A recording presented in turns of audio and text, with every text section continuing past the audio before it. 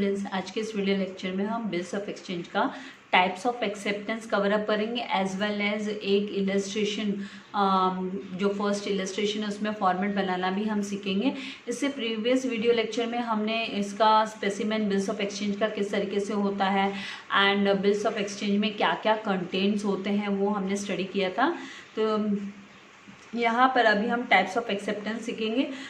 ये स्टार्ट करने से पहले मैं आपसे रिक्वेस्ट करूँगी कि अगर अभी तक आपने मेरे चैनल को सब्सक्राइब नहीं किया तो प्लीज़ चैनल को सब्सक्राइब कीजिए एंड चैनल लिंक अपने फ्रेंड्स के साथ भी ज़रूर शेयर कीजिएगा।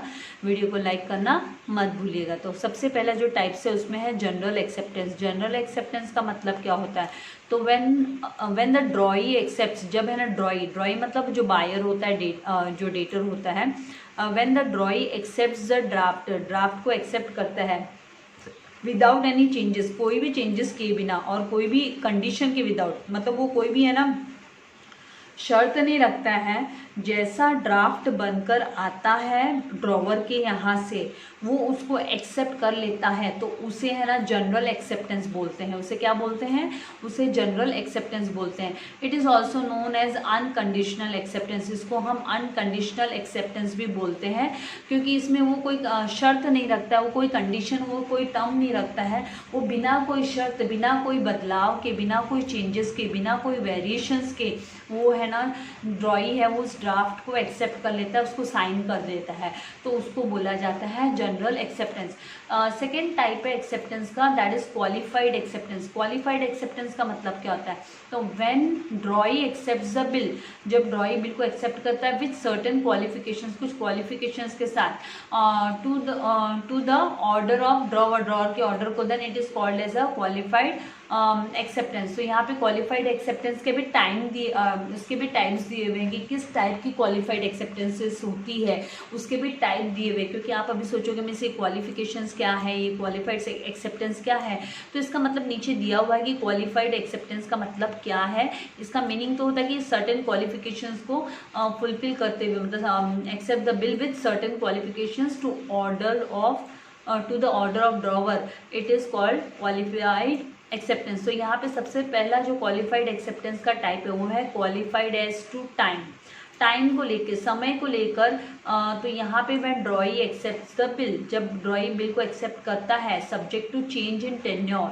इसका मतलब वो उसका जो टेन्योर पीरियड है, कितने महीने का बिल है, उसमें कुछ चेंजेस करता है subject to the change in tenure, और term of bill is known as qualified acceptance as to time.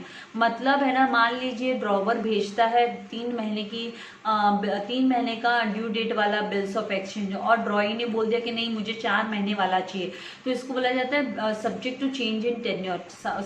जो समय सीमा दी होती है बिल की उसमें वो बदलाव लाता है, he brings changes in that, और the term of bill it is known as qualified acceptance as to time. Next type दिया हुआ है क्वालिफाइड एज टू प्लेस। यहाँ पे भी एज टू प्लेस मतलब जगह को लेकर, स्थान को लेकर।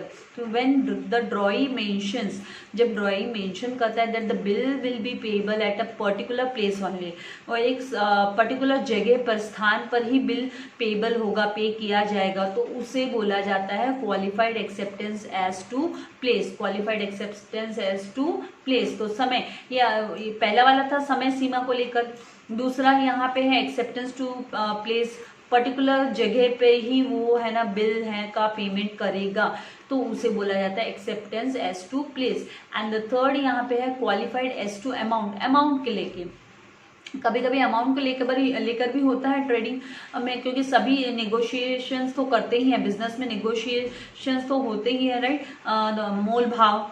तो यहाँ पे क्वालिफाइड एज टू अमाउंट, तो when drawee accepts the bill, bill accept करता है for a part of the amount of the bill, उसका जो थोड़ा सर्टेन पार्ट अमाउंट, मतलब 10,000 तो बोलेगा 7,500 का ही है ना मैं एक्सेप्टेंस करने वाला हूँ, it is known as qualified as to amount, तो इसको बोला जाता है qualified as to amount. Then fourth यहाँ पर है क्वालिफाइड एज टू पार्टीज।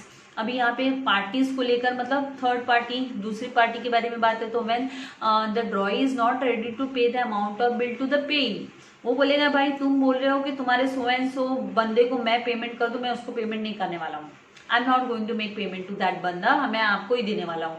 तो when the drawee is not ready to pay the amount of bill to the payee named in the bill. Bill में वो जब है ना ड्राफ्ट तैयार करके भेजता है ना ड्रॉवर की, भाई मेरे so and so mister Y को आप पेमेंट कर देना, तो ड्रॉवर बोलेगा कि ड्रॉई बोलेगा कि मैं है ना उसको नहीं करने वाला हूँ पेमेंट, तो उसको बोला जाता है qualified acceptance to parties. So qualified acceptance to parties, because he will not be ready in such case, drawee will not be ready to make payment to pay.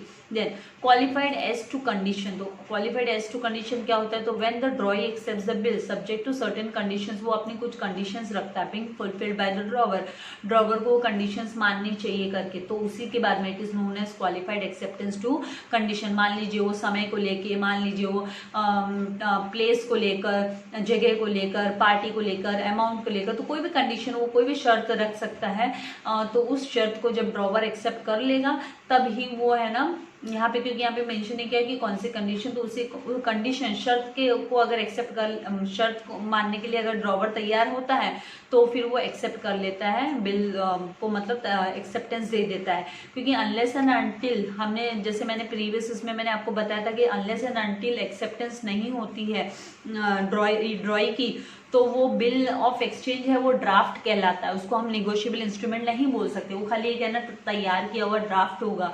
तो इसलिए एक्सेप्टेंस ड्रॉई की बहुत जरूरी है। अभी यहाँ पे आई होप आपको यहाँ तक समझ में आ गया है।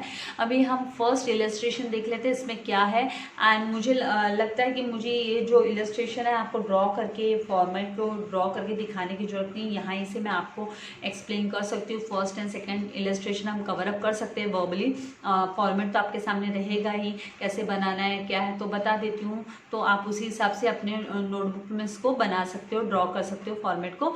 तो यहाँ पे सबसे पहला जो इलस्ट्रेशन दिया हुआ है वो है format of after date bill, after date bill with general acceptance. General acceptance का मतलब क्या, अनकंडीशनली, बिना किसी शर्त के, बिना किसी एनफोर्समेंट के जो ड्रॉई है वो बिल को एक्सेप्ट कर लेता है एज इट इज़। जब ड्रॉवर बनाकर भेजता है ड्राफ्ट बिल्स ऑफ एक्सचेंज का और वो उसको अग्री कर लेता है, हाँ बोल देता है, यस कर लेता है। तो यहाँ पे फ्रॉम द फॉलोइंग डिटेल्स, नीचे दिए हुए डिटेल्स के हिसाब से prepare a format of bills of exchange, आपको फॉर्मेट बनाना है बिल्स ऑफ एक्सचेंज का। तो सबसे पहले यहाँ पे ड्रॉवर आपको यहाँ पे ड्रॉवर खोज कर निकालने की जरूरत नहीं है। इसका मतलब आपको ड्रॉवर का नाम, पता, एड्रेस सब यहीं पे स्पेशली अलग से अलग थलग करके दिया हुआ है, तो आपको है ना ये आइडेंटिफाई करने की जरूरत नहीं है। बस आपको इतना याद रखना है कि ड्रॉवर होता है वो सेलर होता है, और ड्राफ्ट कौन तैयार करता है, ड्रॉवर तैयार करता है। इसीलिए आपके right hand side top corner में ड्रॉवर का एड्रेस एंड नेम सबसे पहले आता है, ठीक है। उसके बाद में दिया हुआ है ड्रॉई, तो ड्रॉई कौन होता है, तो ड्रॉई बायर होता है, ड्रॉई डेटर होता है। तो ये डेटर का अभी भी एक्सेप्टेंस देता है, तो इसका हमको जो एड्रेस, नाम, पता है वो सब हम लेफ्ट हैंड साइड डाउन में, हम डाउन कॉर्नर में लिखते हैं, ठीक है। फिर उसके बाद में यहाँ पे है अमाउंट दिया हुआ है, तो ये अमाउंट हमें बिल में लिखना होता है। फिर यहाँ पे टेन्योर और टर्म, क्योंकि विदाउट टेन्योर तो बिल कोई काम का नहीं होता है। टेन्योर दिया हुआ है, उसके साथ साथ डेट ऑफ बिल, बिल की डेट दी हुई है, तो डेट बिल की दी है, तो ये डेट, बिल की डेट कहाँ आएगी, तो ये ड्रॉवर है ना, इसका हम जब एड्रेस पता लिखेंगे उसके नीचे ये बिल वाली डेट हम लिखेंगे कि कौन से डेट को बिल तैयार हो गया। और ये जो डेट ऑफ एक्सेप्टेंस है, जब हम एक्सेप्टेंस लिखेंगे और ड्रॉई का जहाँ पे साइन होगा, सिग्नेचर होगा, वहाँ पे ड्रॉई साइन करके रखेगा कि हाँ 7 जून को मैंने साइन किया है बिल्स ऑफ एक्सचेंज। तो इस तरीके से यहाँ पे ये जो ड्रॉवर का नाम है mister Prakash Rao, 648 Karol plaza, SB road, Pune. तो यहाँ पर ड्रॉवर का एड्रेस और ड्रॉई का एड्रेस है मिस्टर राहुल देव, 236 राजापुर रोड, जलगांव। ये जलगांव से है। तो अब आपको किस तरीके से इनको फिल करना होगा, जैसे मैंने आपको प्रीवियस उसमें जब मैं फॉर्मेट आपको इसका स्पेसिमेन बता रही थी, तो मैंने कहा था सबसे टॉप में मिडल में आपको बिल्स ऑफ एक्सचेंज हेडिंग देनी है। आप अगर चाहो तो इसको ब्लॉक लेटर्स में लिख सकते हो, ब्लॉक में नहीं लिखना है तो प्रिंट लेटर में आपको अच्छे से इस तरीके से इसको प्रेजेंट करना होगा। आपको ये फॉर्मेट बनाने के लिए आपको प्रिंट लेटर्स यूज़ करने हैं, आप कर्सिव राइटिंग नहीं यूज़ करोगे, इसमें प्रिंट लेटर हैंड राइटिंग आपको यूज़ करनी है। यहाँ पे आपको राइट जो आपके लेफ्ट हैंड साइड के टॉप कॉर्नर में आपको ये जो है ना स्टैम्प करके ये है ना स्क्वायर बनाना है और उसमें आपको स्टैम्प लिख देना है। उसके बाद में राइट हैंड साइड के टॉप कॉर्नर में आपको एड्रेस लिखना है। यहाँ पे ये जो एड्रेस है वो किसका एड्रेस है, ड्रॉवर का एड्रेस है। जैसे आप यहाँ देखोगे तो ये जो ड्रॉवर का एड्रेस है, ड्रॉवर मतलब जो ड्राफ्ट को तैयार करता है, ड्रॉवर का एड्रेस यहाँ पे लिखा हुआ है। तो इस तरीके से आपको mister Prakash Rao 648A Karol plaza SB road Pune. फिर ये जो है ना डेट ऑफ बिल की डेट है, क्योंकि यही ड्राफ्ट तैयार कर रहा है मिस्टर प्रकाश राव, तो यहाँ पर आपको डेट ऑफ बिल लिखनी है। उसके बाद में स्टैम्प के नीचे आपको अमाउंट को फिगर्स में लिखना है। आपको रेक्टेंगल बॉक्स में आपको फिगर में अमाउंट लिखना है। उसके बाद में आपको इसके ऊपर बेस स्टेटमेंट तैयार करना है। 3 मंथ्स का एक्सेप्टेंस वाला बिल है, 3 मंथ्स वाला बिल है, 3 महीने का बिल्स ऑफ एक्सचेंज, मतलब 3 महीने की एक तरीके से क्रेडिट फैसिलिटी दी गई है। तो यहाँ पर 3 मंथ्स, यहाँ पर हमें लिखना होगा 3 मंथ्स आफ्टर डेट, क्योंकि यहाँ पर ये जो आपको फॉर्मेट में यहाँ पर और कोई डिटेल नहीं दी है आपको। ये जो फॉर्मेट है इसमें मतलब आपको आफ्टर डेट का बिल बनाना है, बिल का फॉर्मेट तैयार करना है। तो 3 मंथ्स आफ्टर डेट, ये आपको जब भी आफ्टर डेट वाला आएगा तो जनरल आपको इसी तरीके से लिखना है। आफ्टर डेट पे टू मी, मुझे पे करो, और माई ऑर्डर, या मैं जिसको आपको पेमेंट करने बोल रहा हूँ उसे पे करो। तो यही पैटर्न होता है लिखने का। 3 months after date pay to me और my order the sum of ₹40, the sum of rupees, कभी भी ऑलवेज है ना रुपीज़ के पहले जब आप वर्ड्स में लिखोगे रुपीज़, उसके पहले द सम ऑफ रुपीज़ आपको लिखना जरूरी है। ये भी इम्पॉर्टेंट है। पे टू मी और माय ऑर्डर, ये भी काफ़ी इम्पॉर्टेंट है। फिर आपका कितने महीने का है वो भी इम्पॉर्टेंट है। आफ्टर डेट है वो भी इम्पॉर्टेंट है। फिर यहाँ पे 44,500 ओनली, ये ओनली लिखने के बाद में आपको फॉर द वैल्यू रिसीव्ड लिखना कंपल्सरी है। जैसे हम थियरी पार्ट को स्टडी कर रहे थे उस वक्त मैंने आपसे कहा था कि है ना यहाँ पे अगर हम वैल्यू रिसीव्ड नहीं लिखते हैं तो ये बिल वैलिड बिल नहीं है, ये एक्सेप्टेबल नहीं है। It will not be accepted by law, law के हिसाब से ये एक्सेप्टेबल नहीं होगा। तो आपको ये वैल्यू रिसीव्ड भी लिखना जरूरी है। ये स्टैम्प भी होनी ही चाहिए, फिगर्स में अमाउंट भी होना चाहिए, वर्ड्स में अमाउंट भी होना चाहिए। तो ये जो बॉडी कंटेंट है इसको बॉडी कंटेंट बोलते हैं। तो जो बिल्स ऑफ एक्सचेंज का बॉडी कंटेंट है उसमें वर्ड्स में आपको अमाउंट लिखना है।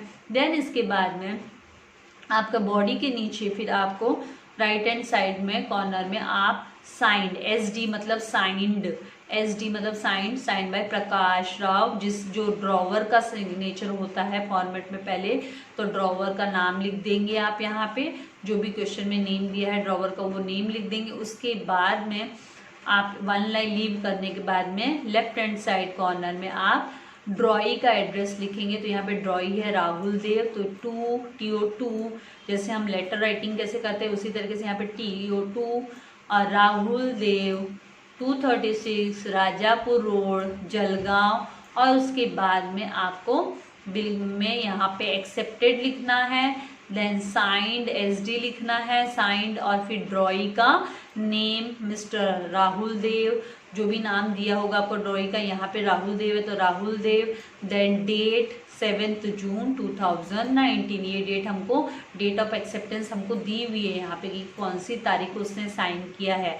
तो इसी तरीके से हमको डेट ऑफ एक्सेप्टेंस हमको देना होगा। इसलिए जब ये आपका क्वेश्चन साइलेंट होगा, जब आपके क्वेश्चन में कुछ मेंशन नहीं है तो मतलब आपको आफ्टर डेट बिल लिखना होगा, आफ्टर डेट पे टू। तो इस तरीके से आपको ये लिखना होगा। प्लस आपको ये जो बाउंड्री बनाई हुई है, ये जो आउटलाइन है वो आउटलाइन आपको ड्रॉ करनी है, पूरा आपको फॉर्मेट तैयार करना होगा। आपको पेंसिल से ये आउटलाइन आपको, ये जो बाहर ये जो ब्लू लाइन आपको दिख रही है आउटलाइन आपको बनानी होगी, आपको ये प्रिपेयर करनी होगी। तो इस तरीके से आपको ये बिल्स ऑफ एक्सचेंज तैयार करना होगा।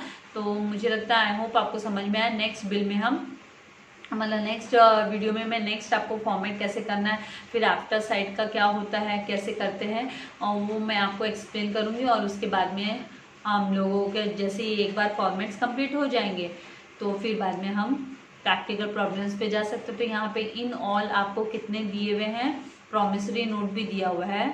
उसके बाद में हमको डेज को कैलकुलेशन करना सीखना होगा, मंथ्स एंड डेज को कैसे हम कैलकुलेट करना सीखेंगे। तो ये काफ़ी इंपॉर्टेंट चीज़ें, आफ्टर साइड क्या है, then types of bills of exchange क्या होते हैं। उसी के बाद हम सम्स को सॉल्व करने की घाई नहीं करेंगे जब तक आपको सारे टर्म्स अच्छे से नहीं पता हो, क्योंकि इसमें टर्म्स का आना भी बहुत जरूरी है। आपको टर्म्स अच्छे से आने चाहिए। तो एक बार टर्म्स हमको अच्छे से आ जाएंगे तो फिर बिल्स ऑफ एक्सचेंज डिफिकल्ट नहीं है, आप इजीली उसको कवर अप कर सकते हो, आपको कोई तकलीफ नहीं होगी सॉल्व करने में। तो यहाँ पे ये फॉर्मेट 5 मार्क्स के लिए आता है। तो आपको ये ना छोड़ना नहीं है, ऑब्जेक्टिव काइंड ऑफ क्वेश्चन में है ना इजी पड़ जाता है। जब आपको कोई ऑब्जेक्टिव में थोड़ा सा डिफिकल्टी लगती है तो वो केस में अगर आपको फॉर्मेट की प्रैक्टिस होती है तो फिर ये फॉर्मेट आप प्रिपेयर करोगे तो पूरे के पूरे 5 मार्क्स आप अपने कैप्चर कर सकते हो, राइट।